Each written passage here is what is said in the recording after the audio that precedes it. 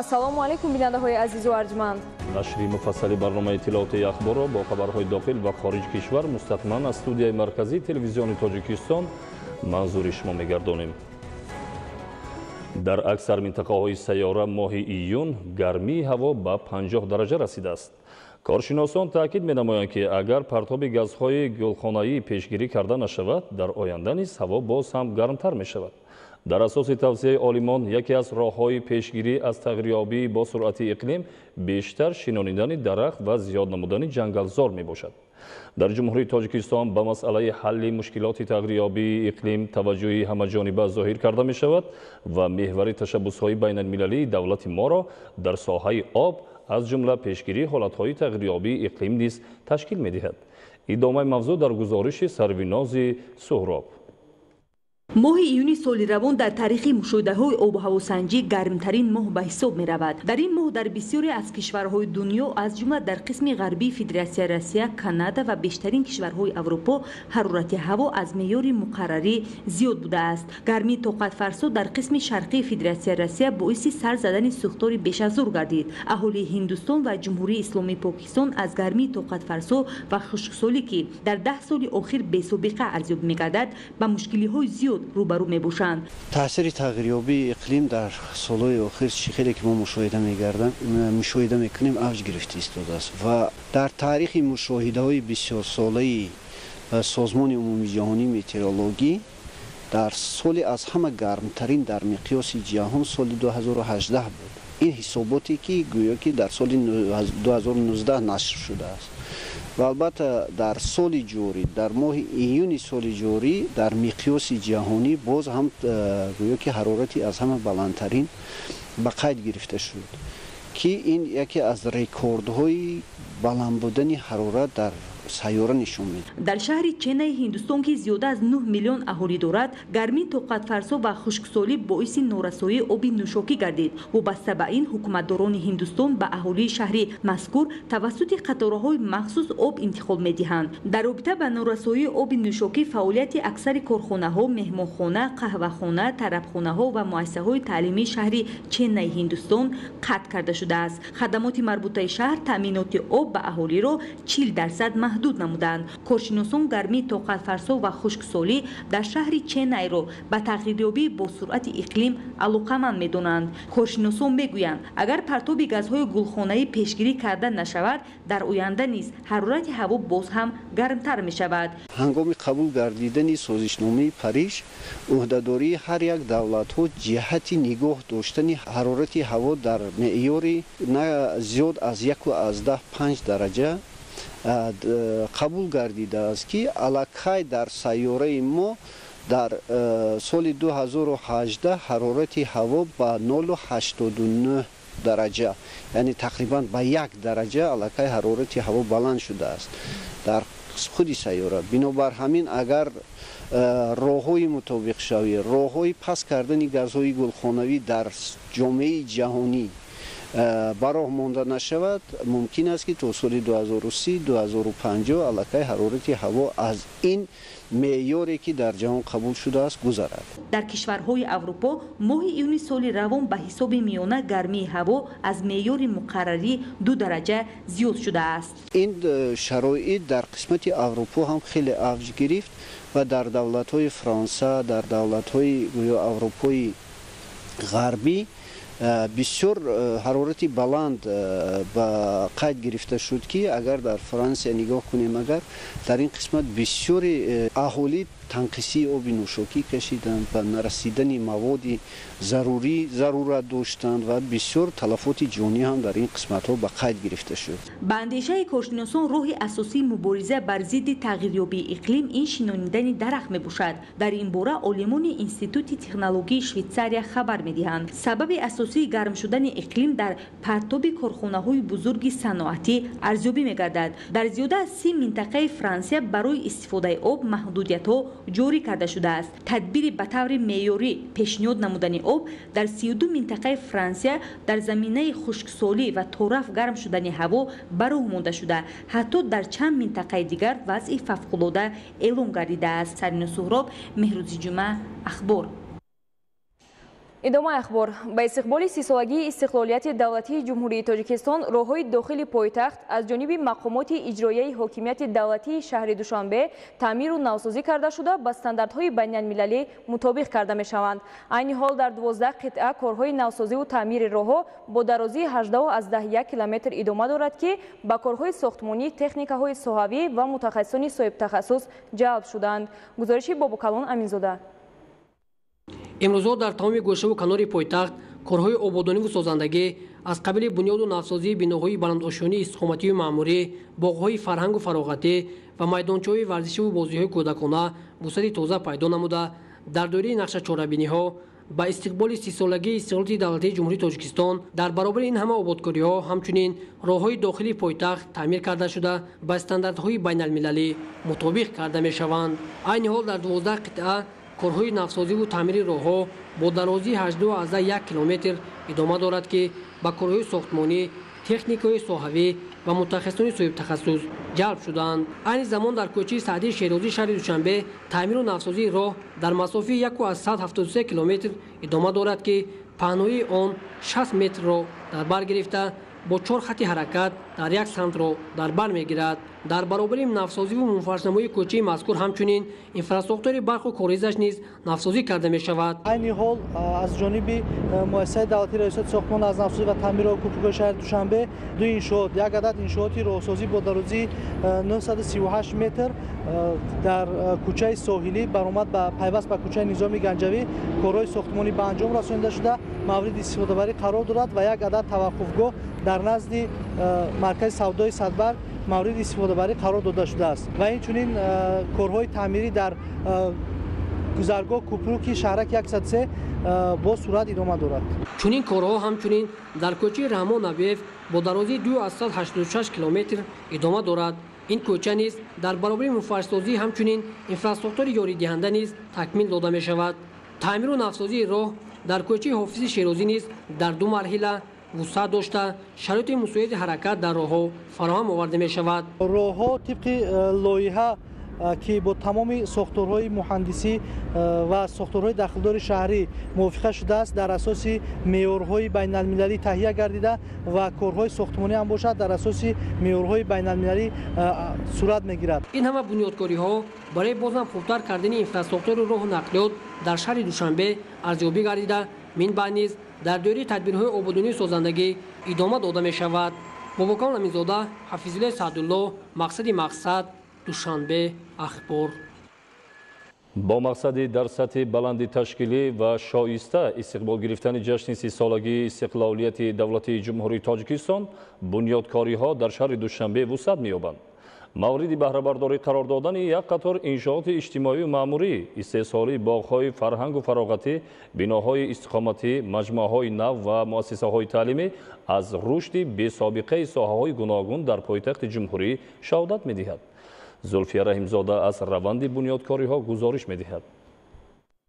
ҳамасола дар ҳудуди мамлакат иншоотҳои гуногуни маъмурӣ, хизматрасонию маишӣ, истиқомативу фарҳангӣ мавриди истифода қарор мегиранд. вобаста ба иҷрои дастуру супоришҳои ҳамешагии роҳбарияти олии мамлакат ва мақомоти иҷроияи ҳокимияти давлатии шаҳри Душанбе аз ҷониби ҷамъияти дорои масъулияташ маҳдуди Ёқут 2000 бунёди як қатор иншоотҳои ҷашнӣ ба ифтихори 30-солагии истиқлолияти давлатии ҷумҳурии Тоҷикистон дар назар дошта шудааст. сохтмони бинои 26 ошёна, сохтмони муассисаи таҳсилоти умумӣ дар ноҳияи Шоҳмансури пойтахт, сохтмони маҷмӯъаи биноҳои маъмурӣ, истиқоматӣ, марказҳои савдо ва бозор дар шаҳри Ваҳдат, бунёди дигар сехҳои дузандагӣ аз ҷумлаи онҳоянд.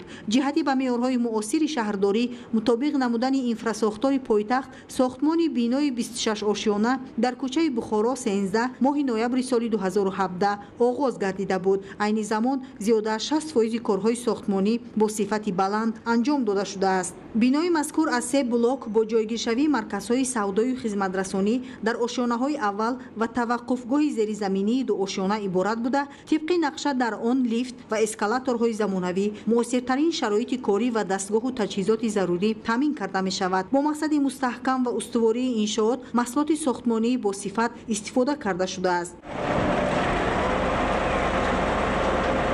тарҳи лоиҳаи бинои мазкур диққатҷалбкунанда буда ба ғайр аз таваққуфгоҳҳои дуошёнаи зеризаминӣ 2 адад пули 65 метра бо баландии 10 метр аз атрофи бино бунёд мегардад, ки дар баландии ошёнаи сеюм рост меояд. иттилоъ дода шуд, ки чунин лоиҳаи биноҳо дар Сингапур, Дубай ва Малайзия вуҷуд доранд. дар маҷмӯаи биноҳои маъмурӣ ва истиқоматии шаҳри ваҳдат низ корҳои сохтмонӣ идома дошта, дар таваққуфгоҳ, марказҳои савдо ва бозор, ки дар таҳхонаи бинои баландошёна ҷойгир шудааст, раванди навсозиҳо ба анҷом мерасанд. мувофиқи нақшаи дурнамо то ҷашни 30-солагии истиқлолияти давлатии ҷумҳурии Тоҷикистон дар 4 ноҳияи шаҳри Душанбе 21 мактаби нав бо 30 000 ҷойи нишаст сохта ва истифода дода хоҳад шуд. бунёди муассисаи таҳсилоти миёнаи умумии рақами 65 дар кӯчаи Деҳлавӣ 10 ноҳияи Шоҳмансур яке аз онҳо буда сохтмони он моҳи августи соли 2018 оғоз гардидааст. фармоишгари иншооти мазкур мақомоти иҷроияи ҳокимияти давлатии шаҳри Душанбе буда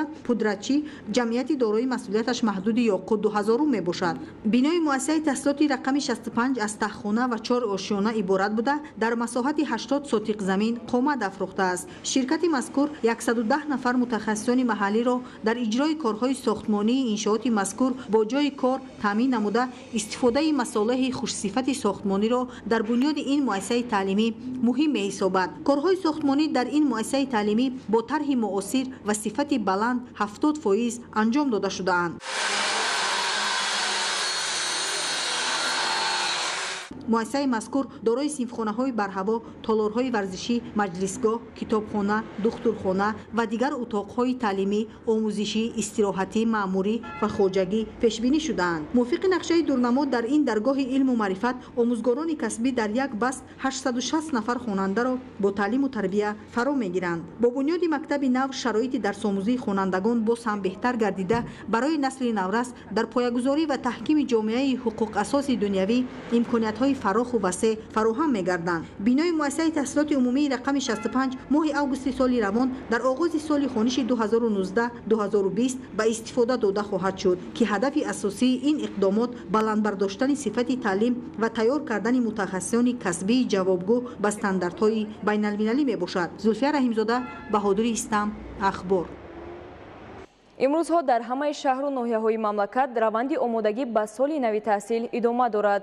дар доираи тадбирҳои ободонӣ дар шаҳри Ҳисор болопӯши муассисаи таҳсилоти миёнаи умумии рақами 8 ки ба таъмир ниёз дошт навсозӣ карда шуд. гузориш аз шаҳри Ҳисор. имрӯзҳо дар ҳамаи шаҳру ноҳияҳои мамлакат омодагиҳо барои оғози соли нави таҳсил идома дорад.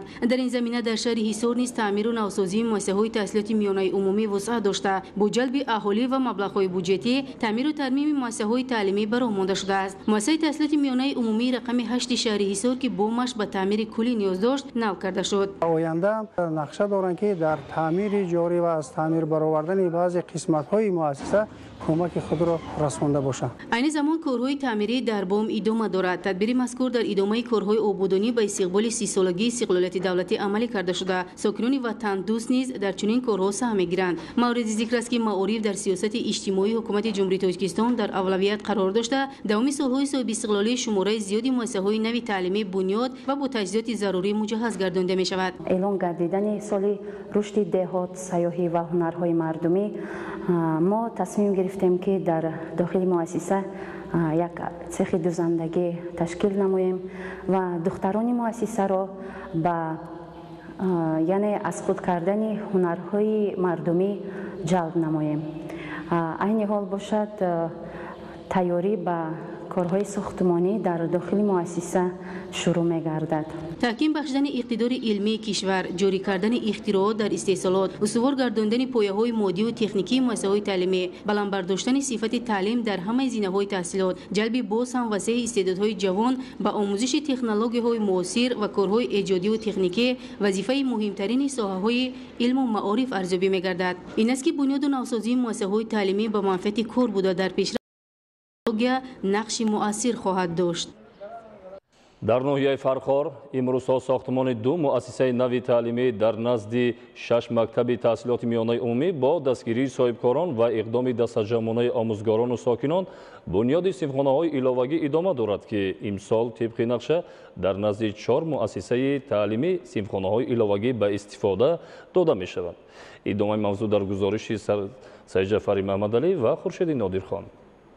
در نویه فرخار با دستگیری حکومت جمهوری تاجیکستان در اساس تطبیق لایحه ساختمان و مجهزگردانی مکتب‌ها از جانب پودرچی جمعیت دارای مسئولیتش محدود صبر ساختمان بنای نو مکتب رقم 4 برای در یک بس به تحصیل فرا گرفتن 640 نفر خواننده و از طرف صاحبکاران محلی بنیاد بنای نو مکتب رقم 2 برای در یک بس به تحصیل جلب نمودن 820 نفر خواننده با سرعت جریان دارد با مقصد بهتر نمودن شرایط تعلیم و تربیت و مساعدت بر رشد ساحه در دایره چنین کارهای سازندگی تطبیق سیاست معارف پرورانه حکومت جمهوری تاجیکستان و عملی گشتن عکس‌های تعمیر مکتب‌ها امروز در ناحیه با دستگیری مقامات اجرایی محلی و حکومت دولتی صاحبکاران و همکاری با شریکان رشد تعمیر مؤسسه‌های تعلیمی و بنیاد صنفخانه‌های ایلوگی نیز ادامه دارد. ما حرکت کرده ایستادیم که تا سانه 10 آگوست تعمیر 50 مؤسسه تعلیمی دیگر را به انجام رسانیم.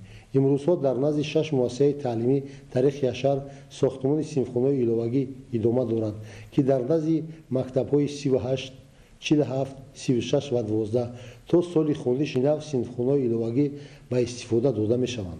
مؤسسه تحصیلات میانه رقم 38 نویه از طرف صاحبکار محلی رحمت قربانوف پوره از تعمیر اساسی برآورده شده است. در نزد این مؤسسه تعلیمی که امروز طریق اشر ساختمان 4 صنفخانه ایلوگی جریان دارد صاحبکار مذکور اقدام گرفته است که برای تا آغاز سال نو تحصیل به استفاده دادن صنفخانه‌های ایلوگی نیز مساعدت نماید. در نویه فرخار سهم صاحبکاران در بنیاد انشاءات نوی ساحه و تعمیر اساسی مؤسسه‌های تعلیمی نظررس ارزیابی کرده می شود. در دوام یک سال اخیر با دستگیری صاحبکاران و ختم کردگان مؤسسه‌های تعلیمی بنای مکتب‌های رقم 14 16 و 17 نویه پوره از تعمیر اساسی برآورده با میز و کرسی و دیگر شرایط لازمه جایگزینیده شد. در پیروی از این اقدام در نزد مکتب رقم 16 نویه امروز با سهم شخصان وطن دوست و سخاوت پیشه ساختمان میدانچه ورزشی بالا پوشیده ادامه داشته چون یک انشاء در نزد مکتب رقم 15 نیز آغاز گردیده است. ختم کرده مکتب رقم 10 نویه صاحبکار سهراب اسلمов برای در روی وطن دوستی و افتخار ملی به کمال رسانیدن نورسان و جوانان و معرفی خدمت‌های پیشوای ملت در نزد مکتب رقم 10 با نام پیشوای ملت افتخار ما آثارخانه نزدی مکتبی بنیاد می‌نماید که آن سال روان باید به استفاده داده شود. در این مؤسسه تعلیمی چند سال قبل از جانب آموزگار عبدالحمید مجیدزاده با تعداد زیادی ادبیات و کتابخانه تأسیس داده شد که هدف از فراهم آوردن چنین شرایط در روی دانش‌اندوزی و خویشتن‌شناسی تربیت نمودن خوانندگان است. در شهر گلستان با استقبال 28 سالگی استقلالیت دولتی جمهوری تاجیکستان و رشد سیاحی کارهای آبادانی و سازندگی ادامه دارد. در این مدت توجه مهمانان داخلی و خارجی به منطقه استراحتی شهر گلستان افزوده تطبیق نقشه و لایحه‌های اینفراساختور سیاحی به رشد توریسم نگرانیده شده است. گزارش رفضلی رحمان و الیاس باباجان. دوران استقلالیت دولتی مرحله پیشرفت و شکوفایی شهر گلستان ولایت سوخت گردیده در دایره آمادگی‌های همه‌جانبه و استقبال جشن فرخنده 30 سالگی استقلالیت دولتی نقشه‌های نوی بنیادکاری آبادانی سبز و خرمگردانی عملی می‌شوند. با بنیاد پایه پرچم دولتی و میدان و گلگشتی آن با مبلغ‌های مقامات اجرایی حاکمیت دولتی ولایت سوخت در شهر گلستان یک موضع آبادان به وجود آمده در خیابان مرکزی پایه نشان دولتی با گلگشت و فواره‌ها برای استراحت و فراغتی ساکنان و مهمانان ساخته می شود. در سال 2019 طبق نقشه چهاربینی‌ها در حدود شهر و شهرک‌های گلستان 71 انشاء ساخته می شود و در این دوره 60 انشاءات بنیاد و به فعالیت آغاز کرده قسم انشاءات برای استفاده آماده می گردند. نیال‌های سوزنبرگ و آرایشی که در دوره زمستان در قدقدی راه و خیابان مرکزی از درآمدگاه تا منطقه استراحتی شنانده شده بودند با فایز بلند سبز گردیده است زیرا در دوره شناندن و نگاهوبین به قاعده و طلبات رعایت نمودند. سبز و خرمگردانی آبادانی و بنیاد انشاءات استراحتی طبابتی با جلب بیشتر مهمانان داخلی و سیاحان خارجی برای بلند برداشتن خدمت رسانی‌ها شرایط مساعد فراهم می‌آورد. شهر گلستان ساحل آبانبار بحر تاجیک دارای امکانیت و پتانسیل‌های رشد توریسم بخصوص سیاحی طبابتی استراحتی می باشد.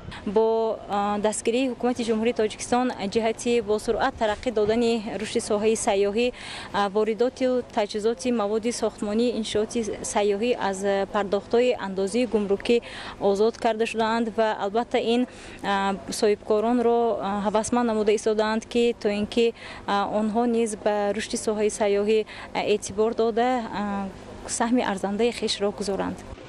بنیاد مجمع استراحتی و سیاحی در ساحل بحر تاجیک از انشاءات زمانوی سیاحی محسوب می‌یابد. انشاءات در مساحت 4.3 هکتار برای قبول 250 نفر مهمانان استراحت کنندگان سیاحان با مبلغ گذاری مقامات اجرایی حاکمیت دولتی ولایت سوخت ساخته می‌شود. بنای اساسی مجمع دارای 37 حجره‌های استراحتی، طبابتی، سالمگردانی، حوض شناوری، 2 تالار مجلسی چهاربینی‌ها بوده، بناهای یاری رسان، فواره‌ها، شرشره‌ها، آبادانی، کبودیزارکنی و استراحتگاه طبق لایحه نمود زیبا و نظربا بخشیده همه شرایط‌های استراحت و فراغت فراهم می‌آیند و در این موضع فضای زیبا ایجاد می‌شود. در انشاءات کارهای ساختمانی از جانب 12 اداره و مؤسسه و شرکت ساختمانی با فرمایش اداره ساختمانی اساسی ولایت سوخت در اساس جدول جریان دارند. در ناحیه دیوسچیت با استقبال جشن 30 سالگی استقلالیت دولتی جمهوری تاجیکستان بنیاد و نوسازی ده‌ها انشاءات گوناگون به نقشه گرفته شده است. عین زمان در یک قطار انشاءات کارهای ساختمان و وصلگری ادامه دارد و در روزهای نزدیک اکثر این انشاءات مورد استفاده قرار گرفته ده‌ها نفر با جای کار دائمی فرا گرفته می‌شوند. گزارش مضبوط بابازاده.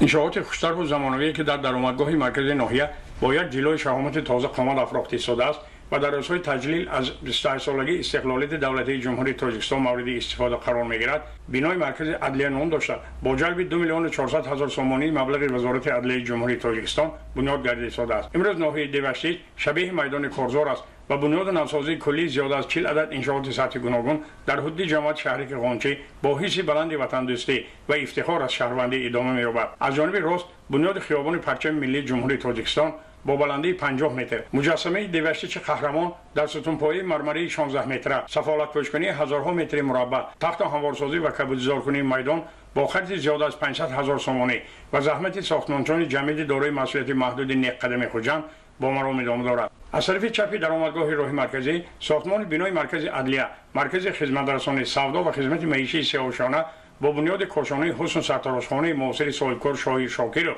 با مبلغ زیاد از 2 میلیون سومانی و ساختمان بنای قبول مهمانان عالی‌قدر قامت افراخته شده است که تا جشن 28 سالگی استقلالیت دولتی جمهوری تاجیکستان مورد بهره برداری قرار می‌گیرد. در جمعیت شهری قونچی زیاده از 40 انشاءات‌ها به نقشه گرفته شده است که از آن در سال 2018 10 انشاءات‌ها به استفاده داده شده است که عین حال در سال 2019 18 انشاءات‌ها ساخته به استفاده داده می شود. میدان ستاره ها برای حشر و مبلغ های خیریوی ساکنان و باغ مرکزی با مبلغ نزدیک 500,000 سومانی صاحبکار وزیده موفق از دهه راستراوت ناحیه دیوشتیج میرزا عظیم ظریف زاده نوسازی کلی گردیده. در داخل فواره جایبار آبی مصفا، جایهای نشست و استراحت کلانسالان و مشغولیت کودکان و نورسان بنیاد شده است. اطراف باغ که زیاد از 1 هکتار را تشکیل می‌دهد پنجره بندی کرده می شود. همچون یک شهروند جمهوری تاجیکستان عزم گرفتم که امروز یکی از گوشه های همین دیار خردکی کوچکی خود را یک باغ فرهنگی که به نام اسماعیل سامانی اساسگزار دولت تاجیکان نامگذاری کرده شده است آباد و زیبا گردانم. در ناحیه دیوشتیج در روند کارهای بنیاد نوسازی کلی انشاءات همزمان به بهترسازی شرایط زندگی و فراغت ساکنان دقت و اعتبار اولین درجه داده می شود. جهت باز هم بهتر گردیدن تامینات زیاده از 28,000 نفر ساکنان جماعت شهری قونچی با آب خوش صفت نوشاکی، خط قبورهای آبگذر کاملا نوسازی گردیده. راههای کلان مرکزی بین دهه‌ها با لامپ‌های معاصر چراغان شده ایستاده است. مضبوط بابازاده از ناحیه دیوشتیج ولایت سوخت برای برنامه اخبار. در ناحیه رشت وخوری نمایندگان پروکوراتورای گنرالی جمهوری تاجیکستان با مسئولین مقامات استفاده زمین در ناحیه‌های وادی رشت برگزار گردید. در این وخوری اساساً وابسته به طلبات قانونگذاری مملکت در ساحه نظارت اداره‌کنی دولتی زمین، استفاده و حفظ زمین‌ها و پیشگیری قانون‌ویرانکنی‌ها در ساحه تبادل افکار کرده شد. گزارش دیگولی محمود از ناحیه رشت. در ملاقات نمایندگان پروکوراتورای گنرالی جمهوری تاجیکستان در ناحیه رشت، پروکوروران ناحیه‌های رشت، تاجیک‌آباد، لشت، نورآباد، سنگوار، معاونان ساحوی رئیسان ناحیه‌ها اوید به مسئله زمین استفاده بری، زمینسازان ناحیه‌ها، اعضایان کمیسیون جمعیتی، معماران، مهندس زمینسازان، رئیسان جماعت‌های شهرک و دهات، نمایندگان مقامات نهادهای انداز، خوجگی جنگل، اداره بهداشت زمین و آبیاری حفظ محیط زیست، راهبران خوجگی‌های دهقانی و دیگر شخصان مسئول ساحه شرکت داشتند. дар вохӯрӣ асосан талаботҳои қонунгузорӣ дар бораи назорати идоракунии давлати замин, истифода ва ҳифзи заминҳо, ташкили таъмини иҷрои қонунҳо, пешгирии қонунвайронкуниҳо, мусоидат намудан ҷиҳати мустаҳкам намудани қонуният доир ба заминистифодабарӣ дар ноҳияҳои Рашт, Тоҷикобод, Лахш, Нуробод ва Сангвор мавриди баррасӣ ва муҳокима қарор гирифтанд. дар вохӯрӣ қайд гардид ки самараноку оқилона истифода намудани замин бешак ба ташкили ҷойҳои навикорӣ, афзоиши истеҳсоли маҳсулоти кишоварзӣ ва таъмини қитъаҳои замини назди ҳавлигӣ ба оилаҳои эҳтиёҷманд мусоидат намуда, дар ин замина масъулини соҳаро зарур аст ки талаботи қонунгузории ҷорӣ ҷиҳати назорати идоракунии давлатии заминсозӣ пурра таъмин карда шавад, то мебад ба қонунвайронкуниҳо доир ба истифодаи замин дар ноҳияҳои зикр гардида роҳ дода нашавад. Идигули Маҳмуд, Додарҷони Мирзозода, барои барномаи ахбор аз ноҳияи Рашт.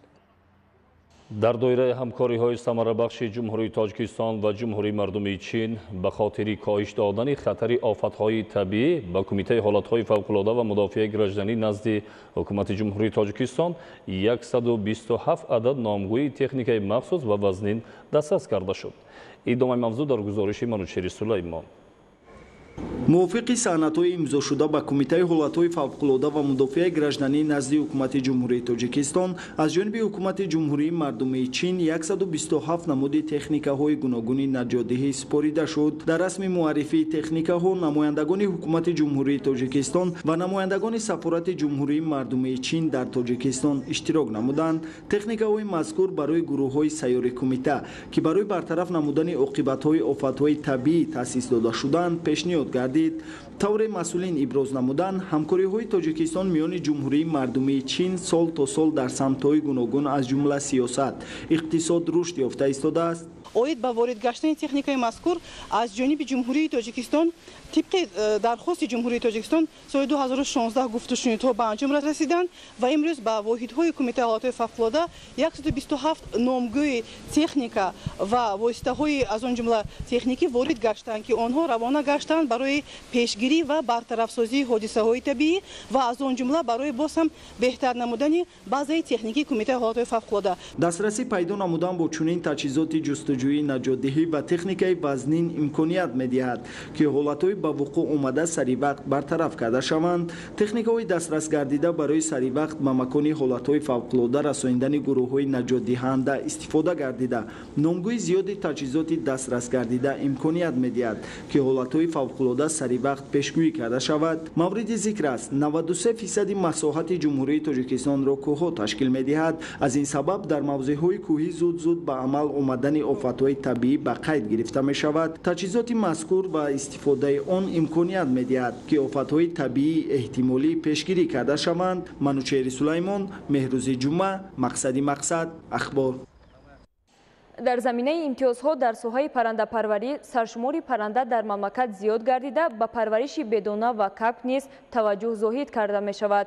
имрӯз шумораи корхонаҳои паррандапарварӣ дар мамлакат ба 119 адад расонида шудааст ва талаботи аҳолӣ бо тухм аз ҳисоби истеҳсоли ватанӣ пурра таъмин карда мешавад. гузориши хабарнигорони мо. имтиёзи пешниҳод намудаи ҳукумати ҷумҳурии Тоҷикистон ба соҳаи паррандапарварӣ аз ҷониби соҳибкорон самараноку оқилона истифода гардид ва он дар зиёд шудани саршумор, гӯшт ва тухми парранда замина гузошт. агар нишондоди саршумори парранда дар соли 2018 6 миллиону 657 буд, пас дар 6 моҳи соли ҷорӣ он ба беш аз 9 миллиону 200 ҳазор расонида шуд ки натиҷа назаррас аст. дар ин давра дар мамлакат 307,4 миллион дона тухм истеҳсол карда шуд ки нисбат ба ҳамин давраи соли гузашта 140,4 миллион дона зиёд мебошад. айни ҳол 85 ҳазор парранда дорем, паррандаи тухмӣ. дар то охири сола бо 50 ҳазор дигар зиёд кардастем. ҳар рӯз мо то 60 ҳазор дона тухм истеҳсол мекунем. мақсад дорем мо барои ин корбарӣ карда истодаем ки дар оянда гӯшти парҳези мурғро дар фаъолият монем. дар заминаи имтиёзҳои пешниҳод намуда дар 6 моҳи соли 2019 боз 12 корхонаи нави паррандапарварӣ ба кор шурӯъ намуд.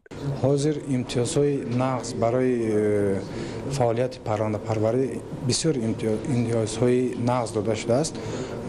ҳамаро و ما باید از این ثمرناک استفاده بریم.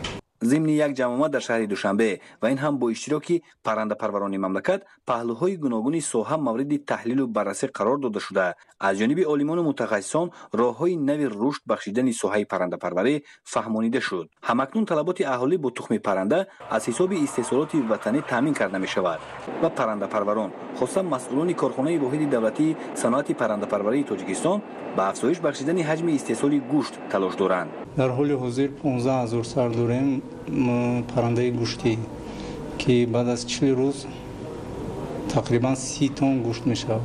بیشتر از این فعالیتمون در بخش استحصال تخم بود، الان در ساحه گوشت حرکت کرده است. طبری اطلاع داده شد امروز در مملکت 21 کارخانه به استحصال گوشت پرنده مشغول می باشد. شماره کارخانه های زمانوی برای ذبح مرغ باشد همگی 4 عدد را تشکیل می دهد. این هم در ناحیه های یاوان، دنغره، باباجان غفورов و شهر وحدت است. برای زیاد نمودن کشتارگاه ها نقشه ها طرحریزی شده‌اند.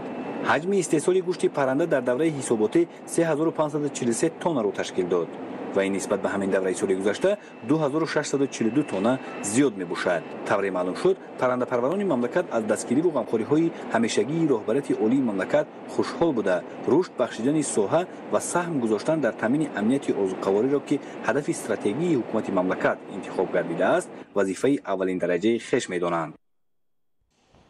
در ناحیه شهر نو در برابر بنیاد انشاءات تعیینات گوناگون کارخانه‌های استحصالی که سالیان زیاد از فعالیت باز مانده بودند نوسازی کرده می‌شوند. تدبیرهای مذکور با تحکیم امنیت عضوقواری مملکت و تشکیل نمودن جایهای نوی کاری مساعدت می‌نماید. дар асоси дастури супоришҳои бевоситаи асосгузори сулҳу ваҳдати миллӣ пешвои миллат президенти ҷумҳурии тоҷикистон муҳтарам эмомалӣ раҳмон дар самти ба фаъолият пардохтани корхонаҳои истеҳсолии солиёни зиёд аз фаъолият бозмонда мақомоти иҷроияи ҳокимияти давлатии ноҳияи шаҳри нав барои навсозию ба кор даровардани корхонаи паррандапарварии ноҳия иқдом гирифтанд. масъулон бо ҷалби соҳибкорони ватандӯст тавонистанд аз 50 сехи мавҷуд буда 40 тои онро пурра таъмир намуда парвариш ва истеҳсоли гӯшту тухми мурғро ба роҳ монанд. имрӯз аллакай дар корхонаҳои мазкур 200 000 сар мурғи тухмдеҳ мавҷуд аст ки рӯзона 180 000 дона тухм истеҳсол шуда.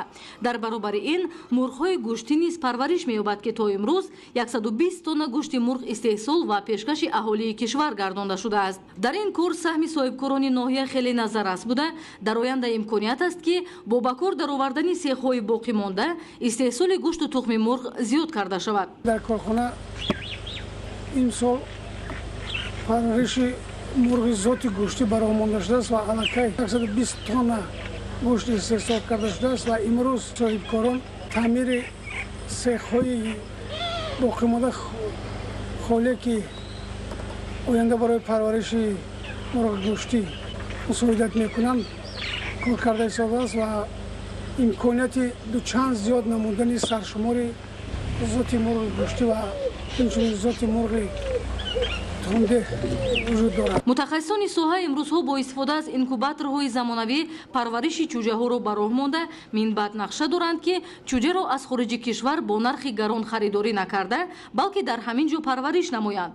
бо ин мақсад тамоми таҷҳизоти заруриро аз хориҷи мамлакат харидорӣ намуда онҳоро васлу насб намуда истодаанд. дар баробари рушди соҳаи мурғпарварӣ дар ноҳия соҳаи моҳипарварӣ низ рушд ёфта дар ҳавзе ки масоҳати он беш аз 1 гектарро ташкил медиҳад 20 000 моҳии навъҳои пешони паҳн ва амури сафед парвариш ёфта истодаанд. рушди соҳаи моҳипарвариро асосан соҳибкорон равнақ бахшида заминаи инкишофёбии моҳиҳоро дар ин макон фароҳам меоранд.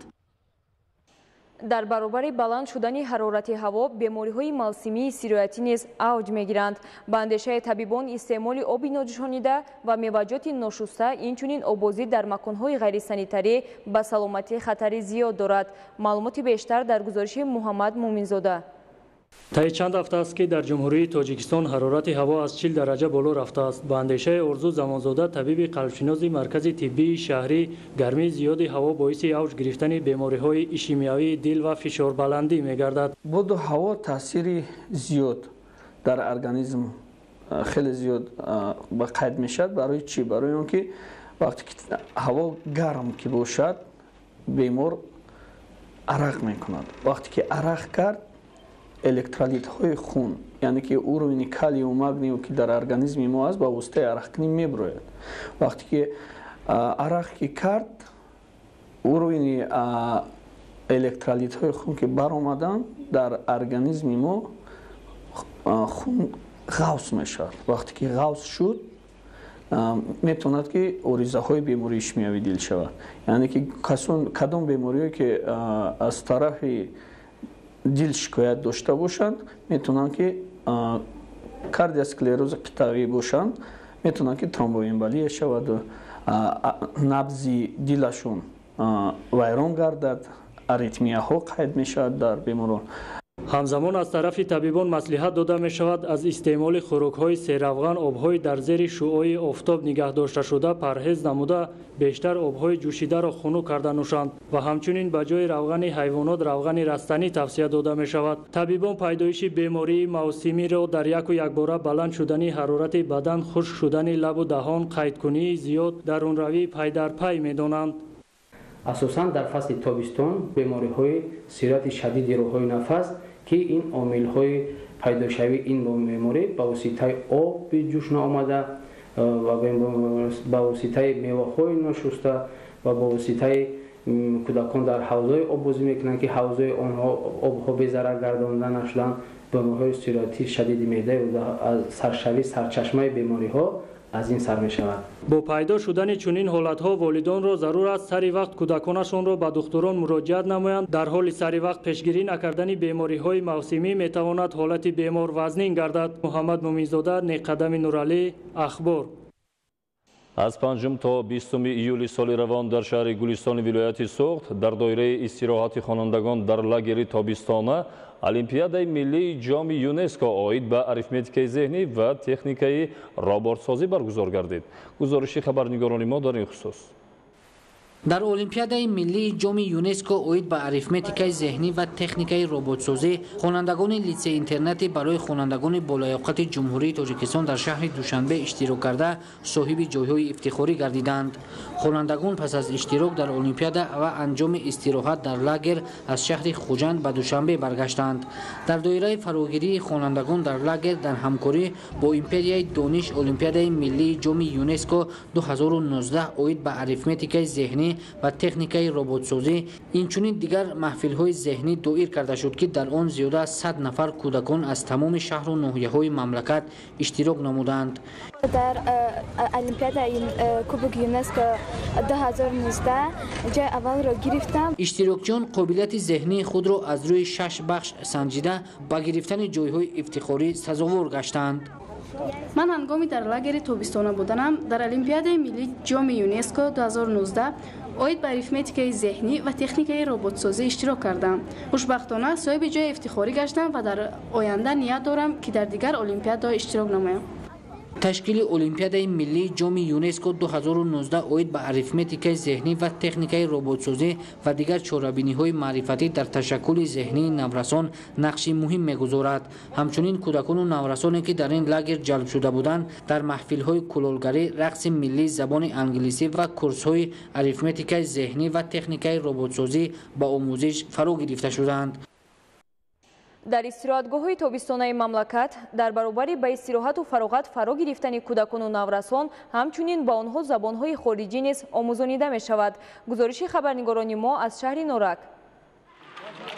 6 рӯз мешавад ки беҳрӯз ҳамроҳи ҳамсолонаш дар маҷмӯаи истироҳатию фароғатии пули сангини шаҳри Норак ки дар мавзеи хушобу ҳавои соҳили дарёи Вахш бунёд гардидааст ба истироҳат фаро гирифта шудааст. беҳрӯз дар баробари дӯстони зиёд пайдо кардан дар ин маҷмӯаи истироҳатӣ сатҳи забондонии худро мукаммал намудааст. зеро дар ин ҷо дар баробари ба фароғат машғул гардидан устодони соҳибтаҷриба ба онҳо нозукиҳои забони русиро омӯзониданд. من اینجا اومدم رفیق پیدا کردم. من حس کردم که زبان روسی من خیلی خوب شد. در این مجموعه استراحتی و فراغتی که با نظر داشتی تمام خصوصیت‌های خاص موضع آب صاف و روان و امکانات دیگری فراغت بنیاد یافته است، برای خوانندگان شرایط معاصری زبان آموزی مهیا گردیده است. برای مکمل نمودن سویه دانش خوانندگان آموزگاران از دانشگاه اسلاویانی روسیه و تاجیکستان جلب گردیدند. هر سال تابستان ما خوانندگان مکتب میانه را به لاگری забономӯзӣ аз ҷумла забони русӣ ҷалб менамоем. гузарондани озмунҳои гуногун миёни хонандагон дар ин маҷмӯаи фароғатӣ ба он боис гардид ки беҳтаринҳо бо сипоснома ва тӯҳфаҳо қадрдонӣ гарданд. Бояд гуфт ки ҷиҳати ба истироҳату фароғат фаро гирифтани кӯдакон наврасон дар фасли тобистон дар истироҳатгоҳҳо тадбирҳои зарурӣ андешида шудааст.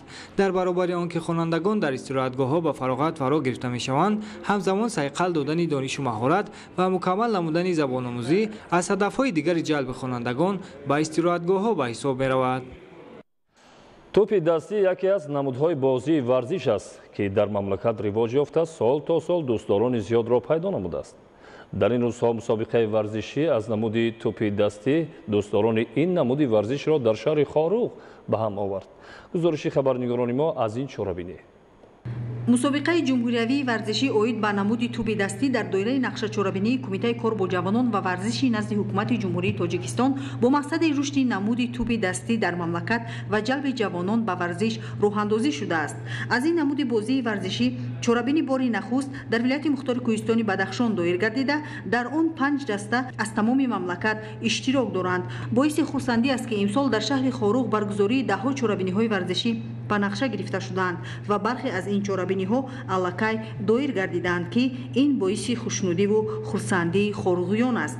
дар маркази вилоят барои тамрини варзишгарон сол то сол шароиту имконияти хуб фароҳам оварда мешавад ва тӯби дастӣ дар Хоруғ дӯстдорони худро дорад. сардори раёсати тарбияи ҷисмонӣ ва варзиши Кумитаи кор бо ҷавонон ва варзиши назди ҳукумати ҷумҳурии Тоҷикистон иброз дошт ки баргузории чунин чорабинӣ дар вилояти мухтори Кӯҳистони Бадахшон дӯстии ҷавонони минтақаҳои гуногунро боз ҳам тақвият хоҳад бахшид.